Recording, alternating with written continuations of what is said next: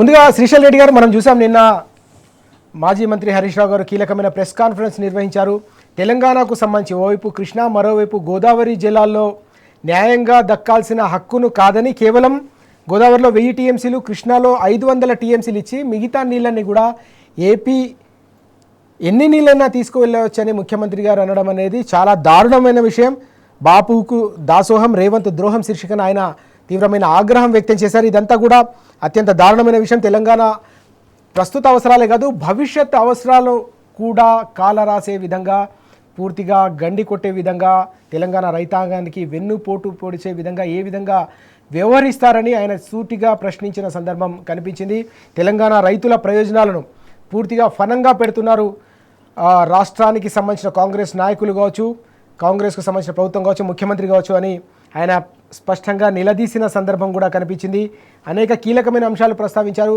ఇటు గోదావరి కావచ్చు, అటు కృష్ణ కావచ్చు, 2 నదులకు సంబంధించిన అంశాన్ని కూడా నిన్న ప్రస్తావించిన సందర్భం ఉంది. ఎట్లా చూడాలి ఓవరాల్గా ఈ బనకచెర్ల చుట్టూ జరుగుతున్న ఈ వివాదం కావచ్చు, అక్రమ ప్రాజెక్ట్ ద్వారా తెలంగాణకు జరుగుతున్న అన్యాయంపై నిన్న హరీష్ రావు గారు నిర్వహించిన ఈ ప్రెస్ కాన్ఫరెన్స్ మనం ఎట్లా చూడాల్సిన అవసరం ఉంది? ఈ అంశాలను తెలంగాణ రైతాంగం ఎట్లా అర్థం చేసుకోవాలి?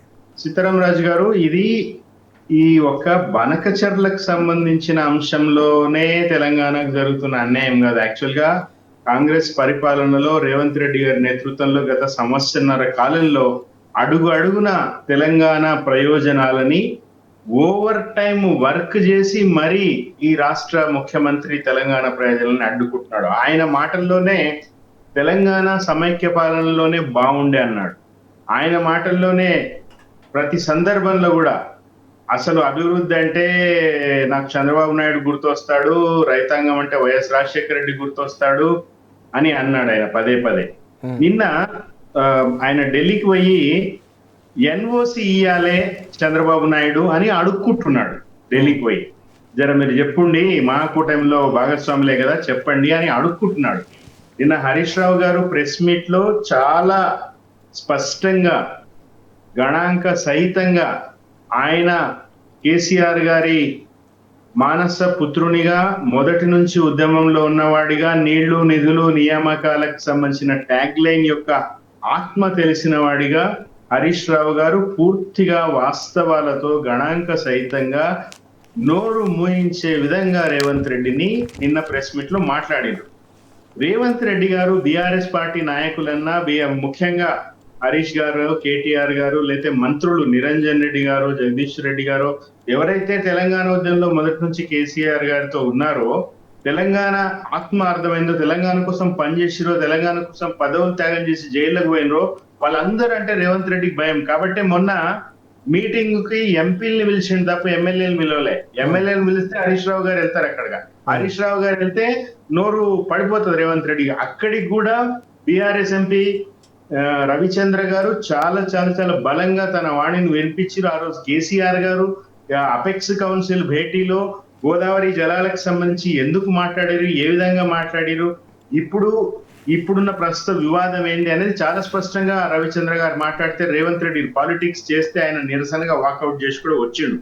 స్థూలంగా విషయం ఏంటంటే సీతారామరాజు గారు, ఈరోజు కేసీఆర్ గారు ఒక గొప్ప విశ్వ మానవుడిగా, ఒక దార్శనికత ఉన్న నాయకుడిగా అందరూ బాగుపడాలి. మీరు చూడండి, ఆయన ఎప్పుడు మాట్లాడినా కూడా పంటలకి కడుపు నిండా నీళ్లు కావాలి, తాగనికే కడుపు నిండా నీళ్ళు, ఆయన కడుపు నిండా తప్ప ఇంకో మాట మాట్లాడారు కేసీఆర్ గారు. కాబట్టి రాయలసీమ ప్రజలు అల్లాడుతూ ఉంటే ఖచ్చితంగా మనకి సరిపడా మన వాటా తీసుకున్న తర్వాత రాయలసీమకు కూడా నీళ్ళు ఇయ్యాలి అన్నారు. అదే విషయము ఆయన ముఖ్యమంత్రిగా ఉన్నప్పుడు ఎవరో విలేకరులు అంటే, అవును అన్నాను, బరాబర్ అంటాను, బరాబర్ ఇస్తాం, ఎందుకంటే వాళ్ళు కూడా మన తమ్ములే కదా, మనం పచ్చగా ఉండి వాళ్ళు ఎండిపోతే సరిపోతుందా అన్నంత గొప్ప నాయకుడు కేసీఆర్ గారు. కేసీఆర్ గారికి దురదృష్టవశాత్తు కేసీఆర్ గారికి రేవంత్ రెడ్డికి పోలిక తెస్తూ మాట్లాడే ఒక దురదృష్టకర పరిస్థితుల్లో ఈరోజు తెలంగాణ ఉన్నది. కానీ అది నక్కకి నాకలోగానికి ఉన్నంత తేడా వాళ్ళిద్దరికి ఉన్నది. సో నిన్న రేవంత్ రెడ్డి గారు విష ప్రచారం మొదలు పెట్టిరు. 3000 టీఎంసీల నీళ్లు గోదావరిలో కలుస్తున్నాయని కేసీఆర్ చెప్పారు అపెక్స్ కౌన్సిల్ లోనే. అదే రాగం చంద్రబాబు నాయుడు కూడా నిన్న ప్రెస్ మీట్ లో ఎత్తుకున్నాడు. వీళ్ళిద్దరూ కలిసి మాట్లాడుకుని, ఇద్దరు ముఖ్యమంత్రులు ఫోన్లలో మాట్లాడుకుని, ఇదో నువ్వు ఇదను నేను ఇదంటా అని కలిసి మాట్లాడుకున్నట్టుగా మనకి వాళ్ళిద్దరి మాటల్లో చాలా స్పష్టంగా తెలుస్తా ఉన్నది. కేసీఆర్ గారు చాలా క్లియర్ గా గోదావరి బేసిన్ లో ఎన్ని నీళ్లు, కృష్ణా బేసిన్ లో ఎన్ని నీళ్లు, మన వాటా ఎంత ఉంది, మనము వాటిని 1543 దాదాపు 1550 టీఎంసీల వరకు మన హక్కు, మనం ఆ నీళ్లు వాడుకోవాలి, వాడుకున్న తర్వాత కిందకు పోయే నీళ్లు మిగులు జలాలు వాళ్ళు చేసుకోవచ్చు అని అన్నారు. అట్లా రాయలసీమకు నీళ్లు ఇస్తామని అన్నారు, ఆయన ఖచ్చితంగా ఇస్తామన్నారు, ఇవ్వాల్సిందే. కానీ తెలంగాణ ప్రయోజనాలను తాకట్టు పెట్టి కాదు. ఈ రోజు రేవంత్ రెడ్డికి ఏ బేసిన్ ఎక్కడుందో తెలియదు, నల్లమల్ల ఎక్కడుందో, నల్లమల్ల పులిబిడ్డ అని ఆయన పాట రాయించుకున్నాడు ఎన్నికల ప్రచారం కోసం, కానీ నల్లమల్ల ఎక్కడుందో తెలియదు ఆయనకి. ఏ బేసిన్ దేవాదుల ఏ బేసిన్ లో ఉన్నదో తెలియదు. బనకచర్ల ఎక్కడుందో, బీజేపీ ఎంపీలు మరీ అధ్వానం, బనకచర్ల కాదు అది జనకచర్ల అనే అంటున్నారు వాళ్ళు, MP Arvind BJP MP. So ఈ రోజు బేసికలీ ఏంటంటే రెండు జాతీయ పార్టీలు కలిసి తెలంగాణని కొంప ముంచే పనిలో చాలా బిజీగా ఉన్నాయి. హ్యాండ్ ఇన్ గ్లోవ్ లాగా వాళ్ళిద్దరూ కలిసి పనిచేస్తున్నారు. తెలంగాణ ప్రయోజనాలని బీఆర్ఎస్ పార్టీ మాత్రమే రక్షించగలదు అని పదే పదే పదే పదే ప్రూవ్ అవుతా ఉన్నారు సీతారామరాజు. ఒక నాలెడ్జ్ లేకుండా, ఒక సబ్జెక్ట్ లేకుండా పదవే లక్ష్యంగా ఈరోజు ముఖ్యమంత్రి స్థానానికి వస్తే పరిపాలన కూడా ఈ విధంగా ఉంటుంది. స్పష్టంగా ఈరోజు చంద్రబాబు నాయుడుకి బలపరచడం కోసం, చంద్రబాబు నాయుడు దక్షత కోసమే స్పష్టంగా మన నీళ్లను, గోదావరిలో పారుతున్న నీళ్లను, కృష్ణాలలో పారుతున్న నీళ్లను అక్కడ ఆయన గురుదక్షిణం కోసం ఇస్తుండని మనకు స్పష్టంగా అర్థమవుతుంది.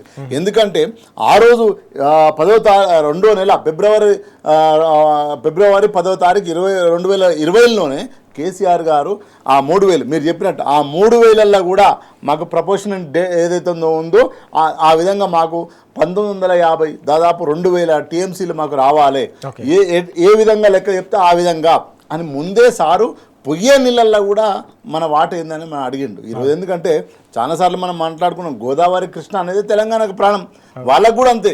కానీ మాకు 1000 టీఎంసీలు ఇస్తే, ఆడ 500 టీఎంసీలు ఇస్తే మొత్తం ఎత్తుకపోవంటే నువ్వెవడ్రా ఎత్తుకపోవడం అనడానికి?